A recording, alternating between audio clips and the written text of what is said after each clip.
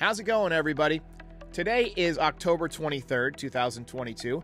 The Yankees are on the precipice of being swept in the American League Championship Series, and maybe this video won't age well. Maybe they'll come storming back and win 4 straight, but if that happens, I'll take my lumps, and you can call me dead wrong on this. But I think that they're probably going to end up dropping the series to the Astros.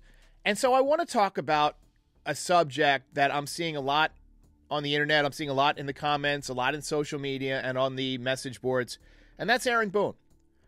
I'm not typically a podcaster that's been very tough on Aaron Boone. I think that, he's got a tough job. He's had to balance a room full of big personalities and a pretty piss-poor job of roster construction by Brian Cashman over the last few years. And that's another video, Brian Cashman. But Aaron Boone has done some things this postseason that have really sent up some red flags for me, and I want to talk about them. First things first, the miscommunication between Clay Holmes and Aaron Boone during Game 3 of the American League Division Series against the Guardians. Clay Holmes comes in the morning, and he goes to the trainer, and he gets some regular treatment for soreness. Said it was just regular treatment, because he had pitched.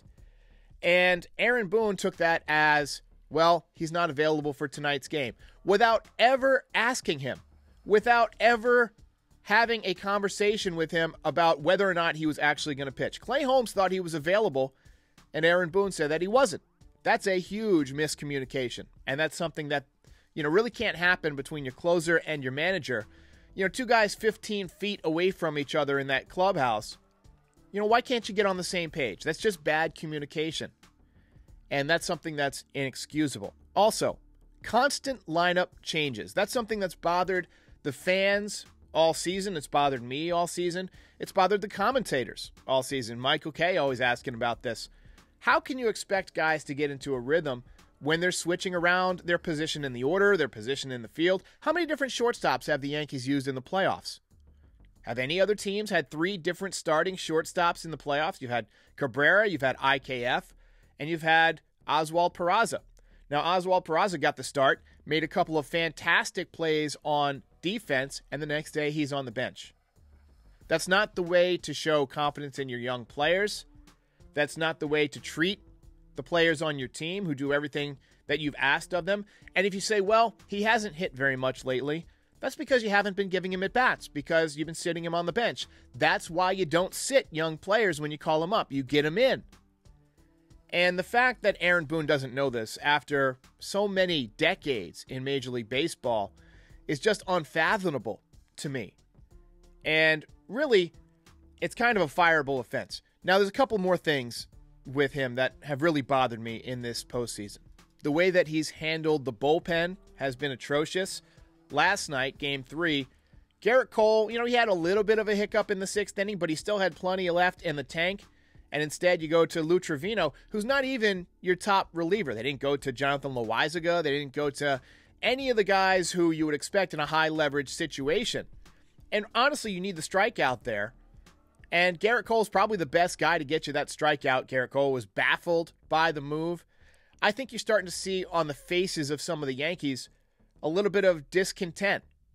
We've had a couple of guys quit on this team this year. That generally doesn't happen with the Yankees. As long as I've been watching the team, I've never seen 2 guys quit on the ball club the way they did this year. First of all, you had Joey Gallo packing up his stuff before he was even traded, and he stopped shaving a week before he was dealt. That cannot be allowed to happen. Aaron Boone has got to get control over that room. And then you had essentially Aaron Hicks quit during the middle of an inning, ended up having to get benched. Running him out there day after day. That's another thing that Aaron Boone needs to be questioned about. But then you also had Aroldis Chapman, who refused to even show up for the pre-postseason workout because he wasn't assured a roster spot.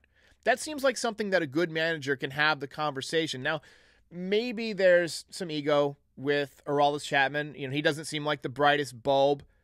We know about his history, firing a gun in his garage and, having all sorts of issues, getting a tattoo during the middle of the season. There's going to be personality issues on every roster, but it's up to the manager to stem those issues before they affect the team. And not having Aroldis Chapman on the roster, you could argue has definitely affected that bullpen. You know, he could have, regardless of how effective he is, you know, compared to previous years, he could have eaten some valuable innings for you. And I just think that the fan base has turned on Aaron Boone to the point where he's worn out his welcome. I know he got a 3-year deal. I know that Cashman is a big fan, but Cashman's got to go too, and that'll be another video. I really think it's time to consider making a change. And I'm not somebody who usually calls for people's heads, but at this time next week, I think Aaron Boone should be working for the MLB Network again. That's just my opinion. You can agree or disagree. I don't expect you to agree. I'm sure some of you do. But if I were running things, he'd be out of there. And it's up to Hal Steinbrenner, you know, to really be the alpha in the organization now and to grow a pair and to make the necessary changes that the fans see are necessary, that outsiders see are necessary, the commentators. Too many different lineups. You know, too many different players that are playing for themselves and not for the team. Not enough hustle. How many times this year do we see Josh Donaldson not hustle and get thrown out on the bases? Last night he's laughing after a strikeout. I'd have kicked his ass right off the team for laughing after that strikeout. You know, IKF was brought in to help you make contact, right? He's sitting on the bench while Josh Donaldson is striking out every at-bat.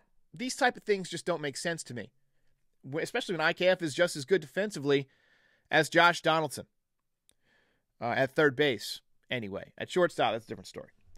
So let me know in the comments what you think. I'm over Aaron Boone. I'm sorry.